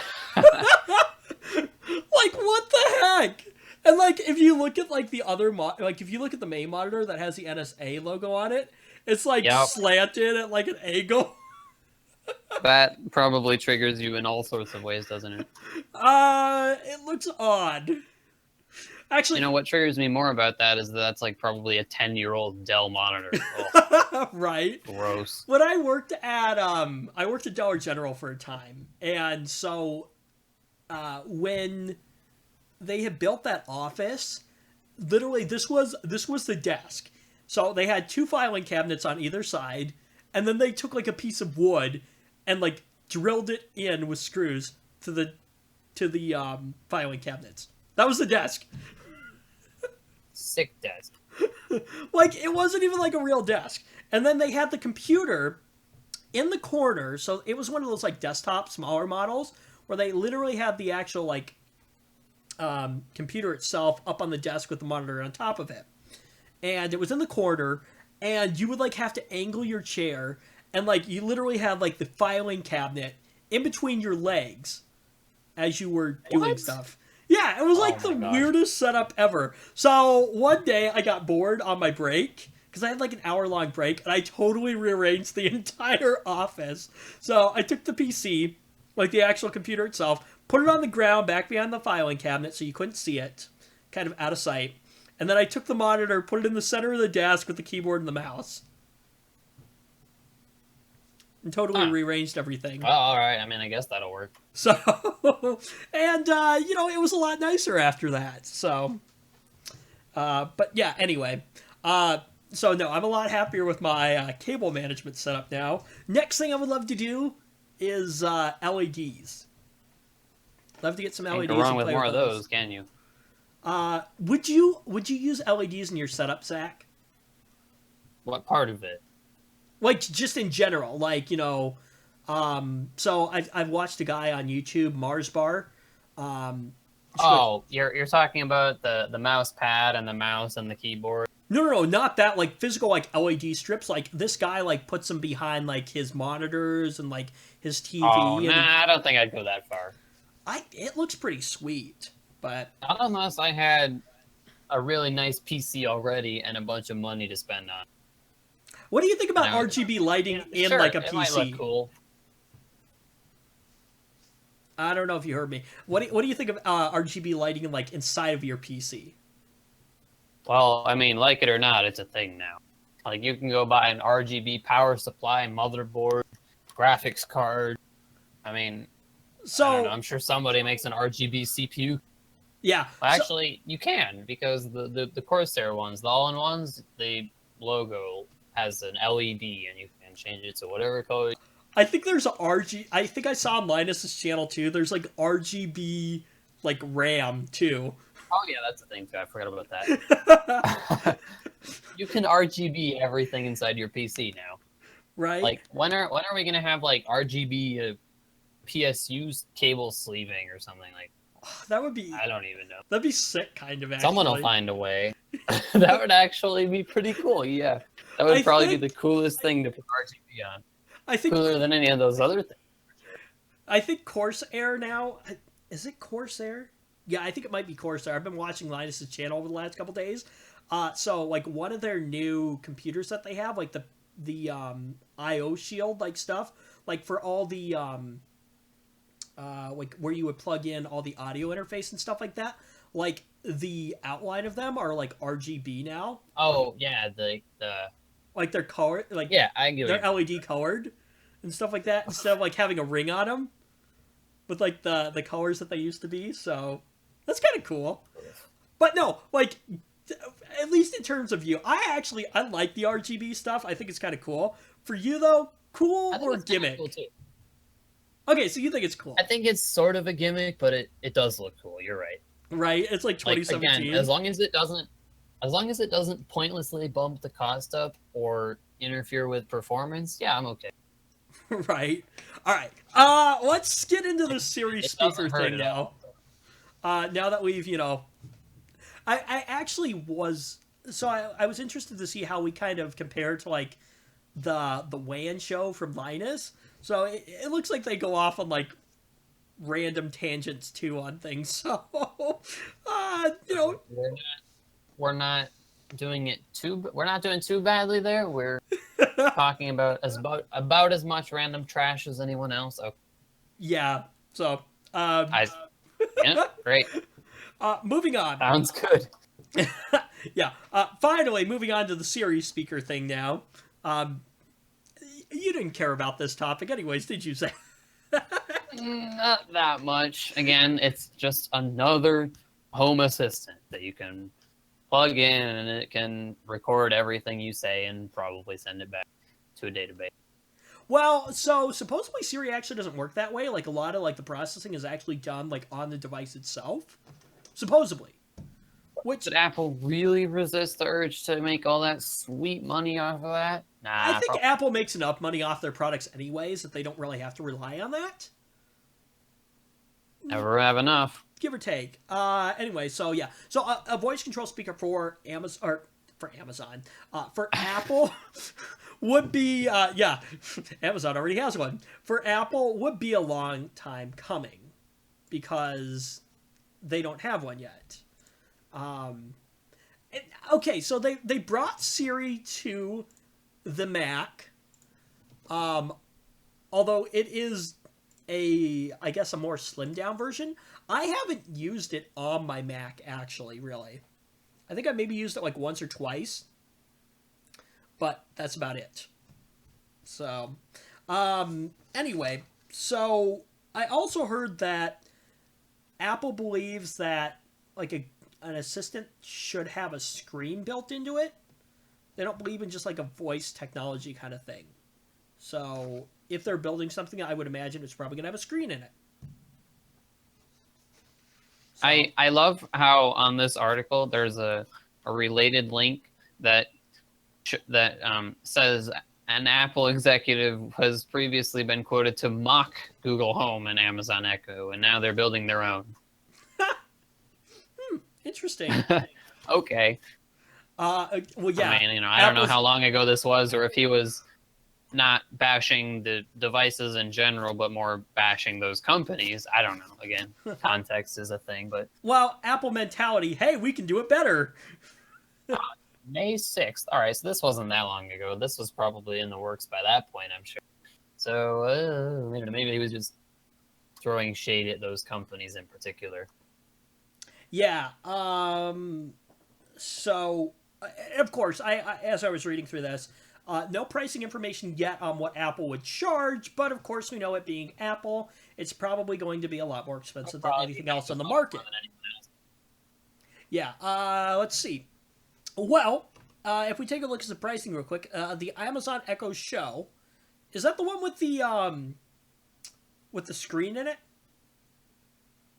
What? The Amazon Echo Show? That bar, that one that's like a bar and it has a little screen on it, or no, it's like a tablet almost kind of. Yeah, it looks like a little tablet, like a base That on one it. that we talked about that I couldn't figure out the point of. So I actually figured out the point of it. I guess it's for like doing video calling and stuff like that. What? That's You like can't the just portion. do that on your, laptop, smartphone, tablet. You can't use either of those. I can see it for an average consumer Whatever. being easier. I don't know. It's just sitting right there. Anyway, but yeah, okay. Assuming that is the show, that one goes for 230. The Amazon Echo. Look, I don't know what the difference is between these. That one goes for Apparently 200. you can click on it. Let's find out. The Amazon Echo Okay. is It's 180. this little like standing up bar thing, and I don't know what. Look. Oh, it's the one that it has a camera on it, so I guess you can ask it certain things that would use the camera. Oh, that might be the one for the video know. chatting. That might be it. Yeah, whatever. Let's see. So your standard Amazon Echo, that cost 180. Your Amazon Echo Dot is 50. The Amazon Tap, I've never actually heard of that one. I didn't even know there was more than one. I was like, I No, just thought of it as the I knew there was Amazon like the Echo. Amazon That was, Echo, but apparently there's a whole bunch. Shows how much I really care about these things. right? Yeah, no. So the Again, Amazon, I can't see the point of these, but apparently a lot of people care about them because there's now 5 different models. right? Okay, so the Amazon Echo Dot goes for 50, the Amazon Tap 130, and the Google Home goes for 130. So I knew about the Google Home, I knew about Amazon Echo, I knew about the Amazon Echo Dot, and I knew that they were coming out with their new big one with a screen, but I didn't know they had the other ones. To answer your question, well, maybe not answer your question, but from my perspective at least, Zach, with having a voice control AI kind of thing, because I use the Google Home, like I don't use it as much as I kind of knew this. I don't use it as much as I thought I was going to use it, but it is kind of nice to have because like I can tell it to turn on the TV or turn off the TV, or in the morning it'll tell me like what the time is and the temperature and like what the weather's going to be like, and then it'll give me like news headlines and stuff like that. So it's actually kind of nice. And then it doubles as like a speaker, so I can tell it to like play music from Spotify and stuff like that. So in terms of that, I think the more like smart home-ish your home is, where you've got things like Wemos and the Philips Hues and stuff like that, I think the more useful the thing is going to be. I think that would make a little more sense if it was somehow integrated into the whole smart home thing that is kind of sort of becoming a thing. Yeah, so this was a couple years back, but it was actually kind of cool where I visited Chicago because my mom has a friend who lives out in Chicago, and we went to like one of their like science museums or something like that, and they had a smart home there, which was actually really really cool. But you would like literally like push a button and like your whole home would like turn on, kind of like a car and stuff like that. You had like a control surface that like showed you how energy efficient your house was and stuff like that. So I could see that being like the future with like these voice activated Sure, things where like you tell it to turn on like the again, oven. you know, hopefully they can actually fix the glaring security holes that have been demonstrated by Right. researchers and the like to, you know, like some Sam's, I think there was a Samsung thing or whatever that it was like a garage door opener and they were able to completely hack that thing like from the outside and like, okay, great. So somebody could basically, or no, it wasn't a garage door opener, it was a door lock. But yeah, they, from the outside, they were able to get it, I think, through the home network or something and break in with a smart device instead of brute. Interesting.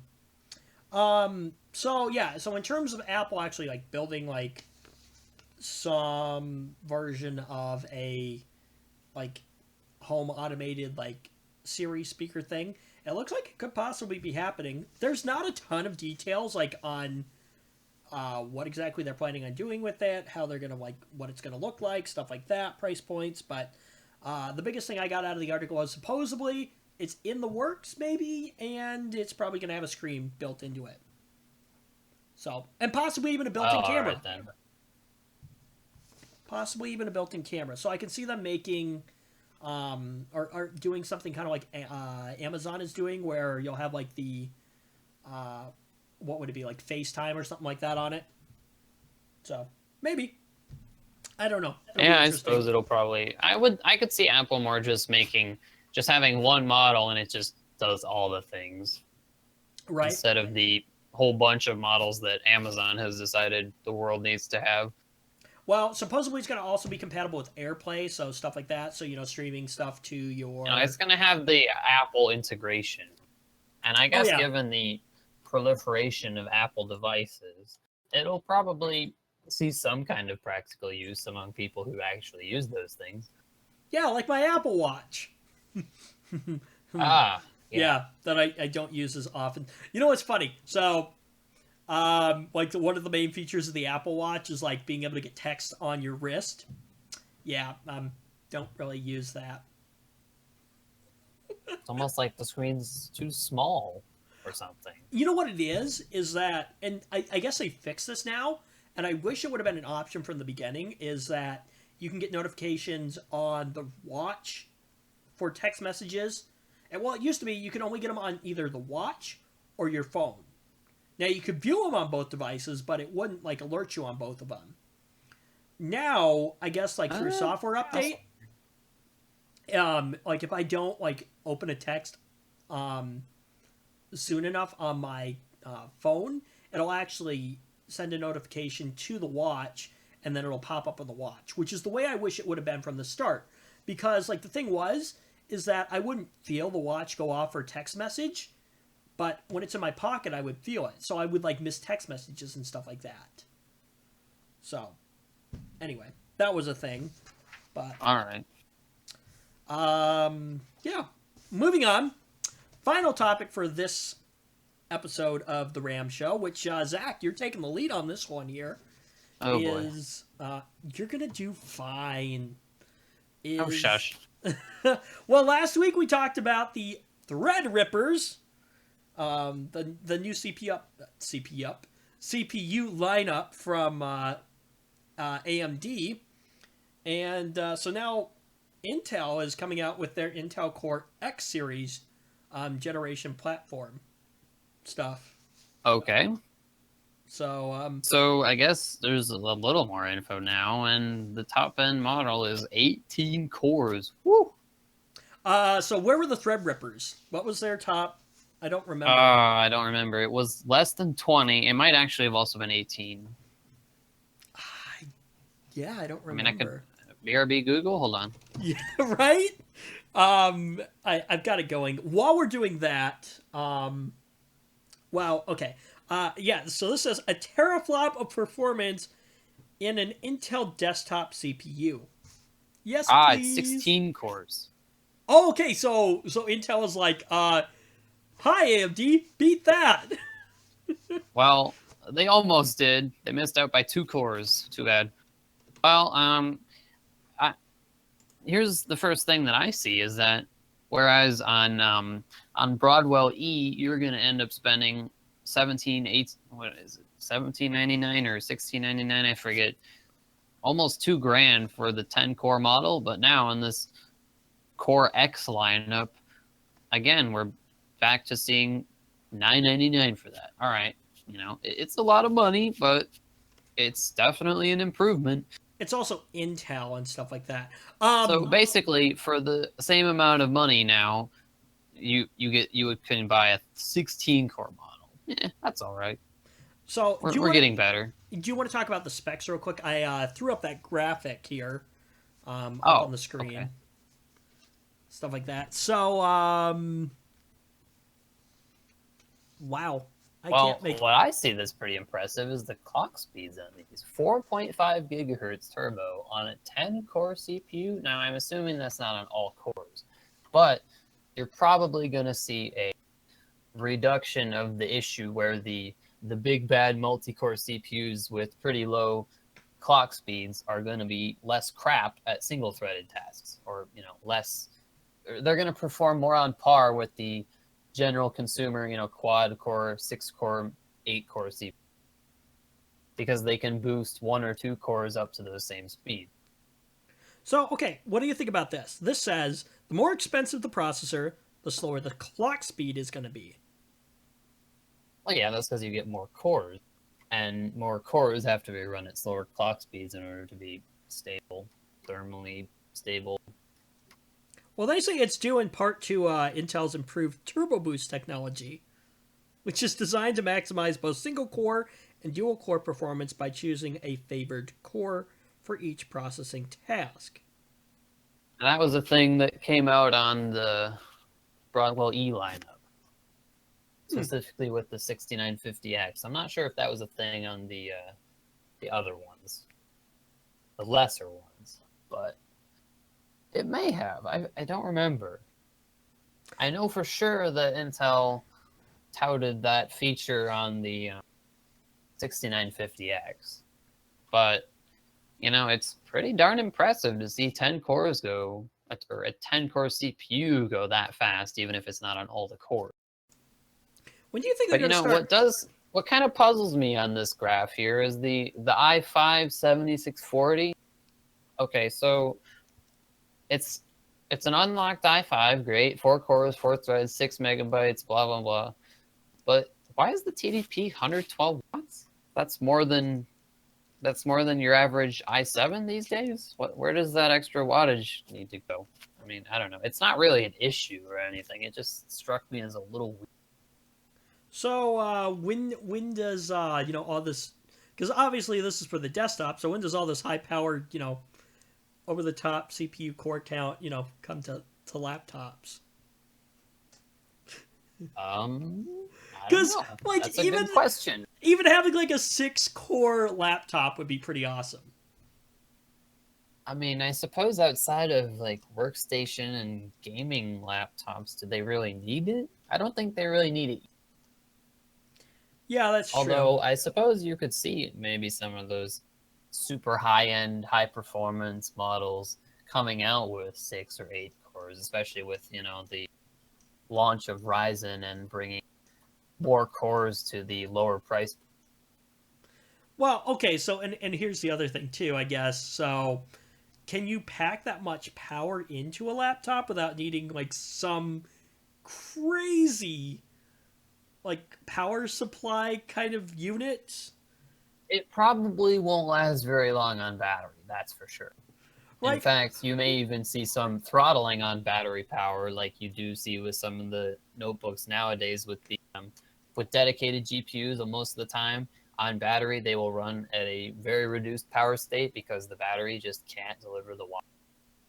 so But plugged in, you get the whole full performance, and right, I could see that being a thing. I don't think I like don't a think major power the brick. capability is there to fully disable cores without rebooting, but I could see maybe like a reduced clock speed or something being a thing when not plugged in. If you had, say, a laptop with 8 cores, I mean, that'd be pretty interesting. Well, I mean, I guess if you think about it, let's see, which ones of these are 8 cores? The 7820, that's 140 watts. Even the 7900, 140 watts. You can get a laptop with that. Or no, you can't. Wait, what the heck? No, I'm thinking of completely different. Never mind. That would probably require a pretty beefy battery. So and here's the other thing too is the price point. So I guess the top model is going to retail for almost $2,000. Almost 2 grand. $1 short. Yeah, the Intel But Core to i5 be fair, 7640X goes for 242. to be fair, you're getting a lot more for your money there than you are these days, where that much money will barely buy you a 10 core and you'll have a little bit left. Also, going back to the laptops thing, let me point out that your average desktop i7 is some 95 to 100 watts, but your average laptop one is less than 50. So there's probably room to trim those down. It could be possible to have 8 cores in a laptop. It'd be sweet. It'd be pretty sweet, yeah. Of course, it wouldn't last very long on battery. You'd have to plug it in. But I don't know, it's something. So this mentions, of course, like 4K video, virtual reality, yada yada yada. Also, video editing, which is something I'm interested in. So, let's talk about this real quick in comparison, because now we have the new Ryzen Threadrippers, which, what is, I guess, a better value for your money? Keep in mind, Intel, Well, I know, don't AMD. I don't remember. Do you remember if the price figures were out for the Ryzen ones yet? No, I don't think they were yet. Well, Because I mean, it looks yeah, like I Intel has remember AMD beat asking on you. core count here. They're probably going to also have them beat on performance by extension of that, as well as the slightly higher IPC edge that Intel enjoys at the moment. But so basically, AMD is going to have to undercut them on price. And you'll probably end up seeing, again, the Ryzen to Intel relationship that we have these days, where it's, you get more cores for your dollar on AMD, but if you really need that instructions per clock, you just can't beat what Intel has. Oh, here we go. Hang on. The fact that AMD is planning to introduce new CPUs with crazy cores or core and thread count isn't that big of a deal. What's more important is how much it will cost. So the Intel stuff is going to go for 2,000. Let's see here. Will AMD charge in the same ballpark as Intel? Let's see. Hyper aggressive price war started with its mainstream rise. Okay, so I don't think there's actually really any pricing information out. I don't think there's any either. I really feel like that if AMD prices on par with Intel, they're going to lose because Intel has more instructions per clock and are also a much better known brand name, more trusted by a lot of consumers, and they're going to come out on top in that case. But again, like they did with Ryzen, if they undercut Intel and you can end up getting, you know, 2 or more cores per dollar or at a certain price point, you know, like say at the $500 price point, you can get 10 cores as opposed to, or $599, sorry. The 8-core Ryzen that's out, I believe, the 1800 and 1700s are, I'm pretty sure those are around the $500 mark. So I could see $599, you might get 10 cores. I don't know. Yeah, these. That would, again, one up Intel, which is currently, according to this lineup, offering 8 cores at that price. The other thing that I noticed is that AMD have a lot more L3 cache on the table than Intel does. Well, okay, so I guess if we're looking at pricing, so about $100 per processing core for the Intel models here. Huh. Yeah, that's actually fairly accurate. Except at the low end. Now, for all of those people out there who think that I'm just super crazy good at math, no, that's not the case. It literally says it right here in the Oh, right. In the sheet. Yep. Okay, I'm blind. But yeah, AMD's gonna have to undercut them there if they're gonna come out on. But remember, folks, anytime I can cheat, I'm gonna cheat. No. So with the X series, I see a bunch of, I see a 4-core 8-thread i7 in there, and I see a i5 in there. Is this the new K CPU? Like, are they gonna drop the K tag and just go with X now? Is that gonna what's the deal with that? I have no idea. Or is the K series still going to be a thing and these are somehow better? Like, what's the deal? I don't know. Yeah, I don't know. So interesting question for you. Obviously, I'm a little out of my realm now because we're talking about hardware, which I don't follow along with very well. Would totally love to learn more about hardware, but in terms of, so now that we've seen what what AMD is going to be coming out with the Threadripper and what Intel is doing, because we talked about this off the stream when we got done with the stream last week. So for me, looking to build Redmond at some point here, which, by that time we'll see what's out on the market. At this point in time, what do you think? Obviously, I am definitely an Intel fan, not so much an AMD fan, but for me, wanting to do video creation and stuff like that, video editing, what are you thinking? Do I stick with Intel, or is AMD looking maybe like a better option? On the benchmarks that aren't out yet, because these things don't exist in consumers' hands yet. And does it use... That's all I got, really. It's really, like, again, these are just lineups and price brackets at this point. There's not really much else to go. I'm sure if you have a lot of cores, either or are going to be pretty good at what it's more about how much are you willing to spend and how many cores can you get per dollar. Yeah, that's probably true. I would personally be inclined to go with more cores, especially for, something like editing. And given that Ryzen has demonstrated its IPC is, while not as good as Intel, it's plenty good enough, and the more cores will probably end up getting you more performance. Right, so long as the software is able to utilize that. Yeah, it'll be interesting to see what happens when these actually come out and we get some benchmarks and stuff like that, but Yeah, you're right. It does come down to how much do I want to spend when I build a system. So, yeah. Like again, what I kind of foresee is that at a given price point, AMD will probably offer 2 more cores than Intel. Hmm. So it's going to be a choice. Do you really need that instructions per clock, or do you want those extra cores? Right. Which for editing might not be a bad idea, but we'll see. Have you seen? Here's the other question I was going to ask you. Do you know what socket these are going to use? Are they going to use like the Oh, what's if you the look here, socket LGA 2066. So we got a brand new socket here for these. Now, here's a weird thing.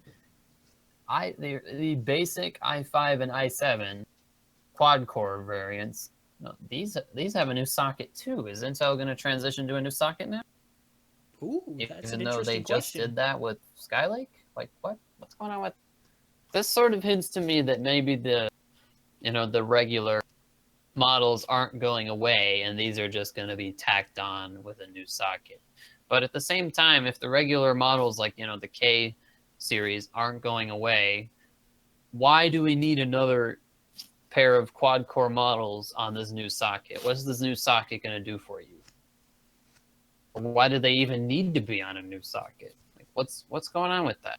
New motherboards for a chance for Intel to make more money, I guess. Maybe I don't know. I mean, I don't know. It just seems so redundant to have these quad core chips on this new socket when it's unlikely that they would drop the lineup they have already Have you seen the new in favor of socket a for? brand new socket for everything. Have you seen the new socket for? The new socket? What? I think if I remember correctly, Linus was showing off one of the new motherboards for the Threadripper CPUs. Have you seen the new socket that they're going to be using? I have not.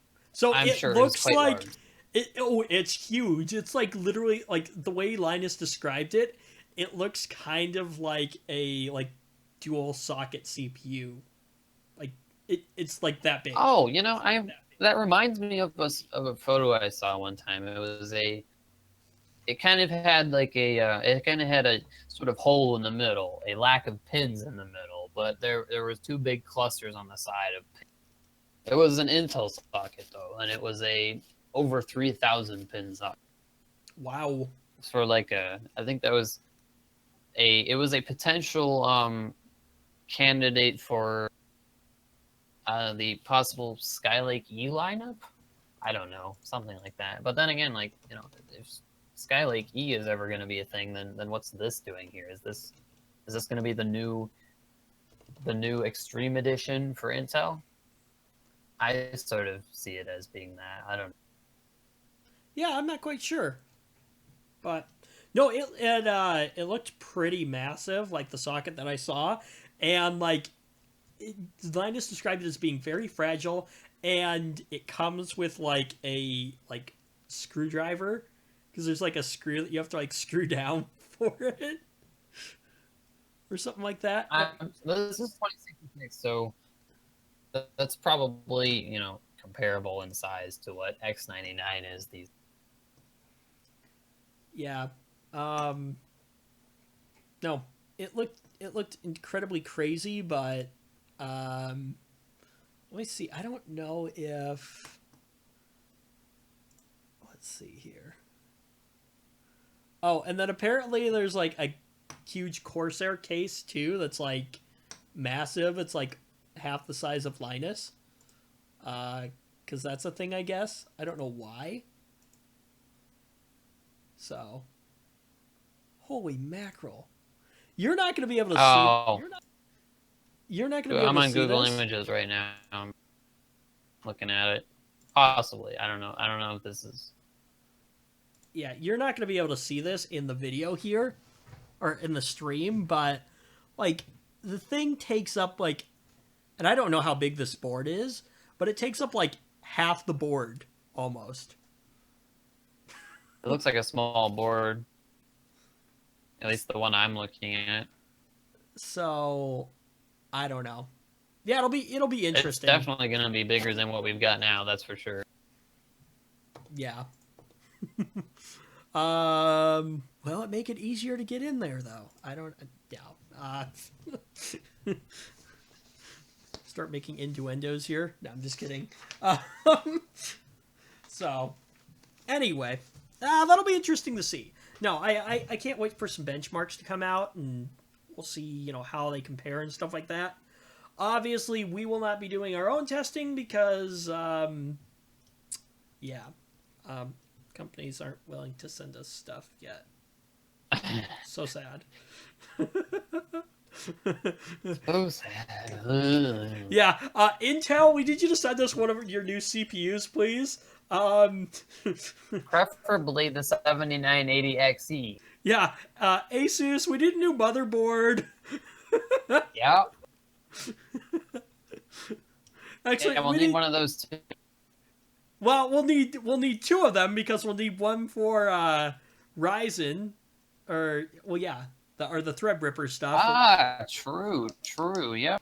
Yep. All the better. Because we'll need one for that, and then we'll need one for the new Intel Core i9s that are coming out. I think i9 is a stupid name.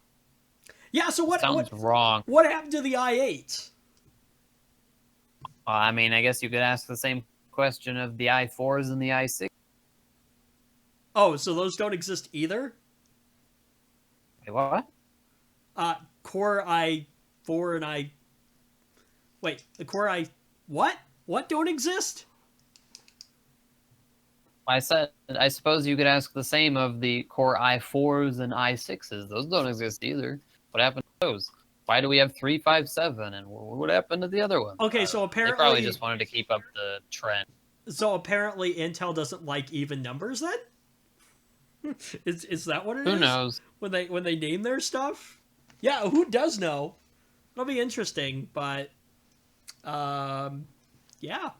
So, well, that's kind of all I wrote for this week. Well, I didn't really write anything. I just had articles and stuff. But anyway, that's about all we have for this week. So, any last comments on anything that we talked about this week, Zach? Nah. So what did we cover? We covered this international laptop ban thing, which okay, fine, whatever. I'm not traveling anywhere that needs, that's going to be a problem. So I'll worry about that when it gets to that point. Microsoft Mixer, don't really care because I won't be using it. The NSA spying stuff, hopefully that all gets figured out. Probably not. We can keep hoping, right? Probably Zach? not, but you can dream. The green light for hardware modders, I think that'll be interesting to see what happens with that over time. Stuff like that. So, series speaker stuff. Next week, we are probably going to be talking about what happened at WWDC and stuff like that. So, next week probably will be somewhat of an Apple-ish kind of show. Sorry, Zach. Oh, joy. I should make you watch WWDC so you know what happened, and then we can talk about it more in depth next week. If you yell at me when it comes up, I might put it on one of my screens. Or I might just give you the TLDR. We'll see. I mean, whatever. I'll probably watch it anyway. And the Intel Core X CPU stuff, obviously interesting. We'll have to wait until stuff comes out and benchmarks start coming out and stuff like that to see what's going on with all that. More cores per dollar. Can't go wrong. More cores, more cores in general, I don't think you can go wrong. Wow. So, yeah, I suppose. It's definitely interesting to see what's happening with all that stuff now. But anyway, so that, like I said, is basically going to do it for this week. So, quick change to the lineup for the RAM show. Or not really lineup, but the RAM show, we're going to be changing the day that we do the RAM show to Sundays. Reason being, because my work schedule for next month is all messed up and stuff like that, and Sundays seem to work the best, and we may just keep it that way moving forward. So, not this Sunday, which would be, unless No, I don't want to prepare another RAM show in like 2 days. Click the calendar. So the 4th. Yeah. I was looking at Saturday. Yeah. So not the 4th, but it will be the The 11th. yeah, the 11th. So, wow, that's going to be a long time before maybe I don't know. What do you want to do? Do you want to do a RAM show on the 4th, Zach, or do you want to wait till the 11th? I don't care. So okay, let's do this. I'll be here if you decide to do one.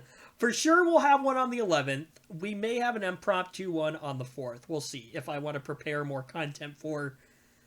What do I have? Like 4 days to do that. So we'll see.